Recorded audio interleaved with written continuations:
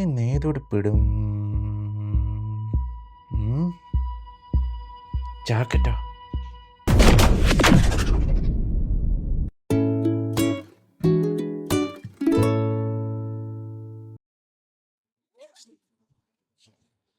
Hello shot, എൻ്റെ പേര് അമൽ.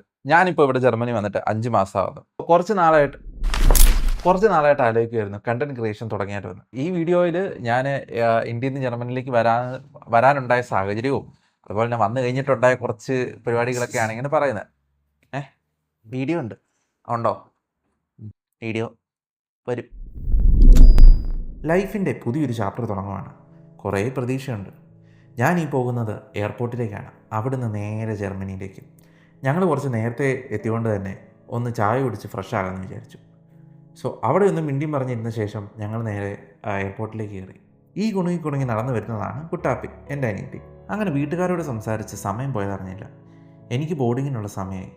അങ്ങനെ അവരോട് യാത്ര പറഞ്ഞ് ഞാൻ പോയി. കുട്ടാപ്പി ആണെങ്കിൽ ഭയങ്കര കരച്ചിലും. അങ്ങനെ ചെക്കിംഗ് എല്ലാം കഴിഞ്ഞ് ബോർഡിംഗ് പാസ് കിട്ടി. ആദ്യത്തെ ഫ്ലൈറ്റാണ്, അതും ബിസിനസ് ക്ലാസ്. ടിക്കറ്റ് ഇല്ലാഞ്ഞുകൊണ്ടാണ് അവസാനം ബിസിനസ് ക്ലാസ് എടുത്തത്. എന്നിരുന്നാലും ആദ്യമായിട്ട് ഫ്ലൈറ്റ് കയറുന്നതിൻ്റെ ഒരു പേടിയൊക്കെ ഉണ്ട്. പിന്നെ CID മൊസയ്ക്കത് ദിലീപ് പറഞ്ഞ പോലെ അർജൻറ്റ് ഫ്ലൈറ്റാണ്, സൂക്ഷിച്ചൊക്കെ ഇരിക്കണം. ഞാൻ സൂക്ഷിച്ചൊക്കെ ഇരിക്കുമായിരുന്നു. ജർമ്മനിയിലേക്കുള്ള എൻ്റെ യാത്ര അബുദാബി വഴിയാണ്. അവിടെ എത്തിയപ്പോൾ തന്നെ നല്ലൊരു ക്രിസ്മസ് വൈബ്. അങ്ങനെ അവിടെ കുറച്ച് നേരം കറങ്ങി നടന്നപ്പോഴേക്കും അടുത്ത ഫ്ലൈറ്റിനുള്ള സമയമായി. ഇതാണ് എത്തിഹാദിൻ്റെ ബിസിനസ് ക്ലാസ്. അങ്ങനെ കൊച്ചി തുടങ്ങിയ എൻ്റെ യാത്ര അബുദാബി വഴി ജർമ്മനിയിലെ ഫ്രാങ്ക്ഫർട്ടിലെത്തി. അങ്ങനെ 1 വർഷത്തെ ഇടവേളയ്ക്ക് ശേഷം എൻ്റെ അടുത്തുനിന്ന് രക്ഷപ്പെട്ടെന്ന് വിചാരിച്ചിരുന്ന എൻ്റെ അനിയത്തിയുടെ അടുത്തേക്ക് ബ്രാക്കറ്റിൽ മാലാഖയെ പോലെ ഞാൻ എത്തിയിരിക്കുകയാണ്.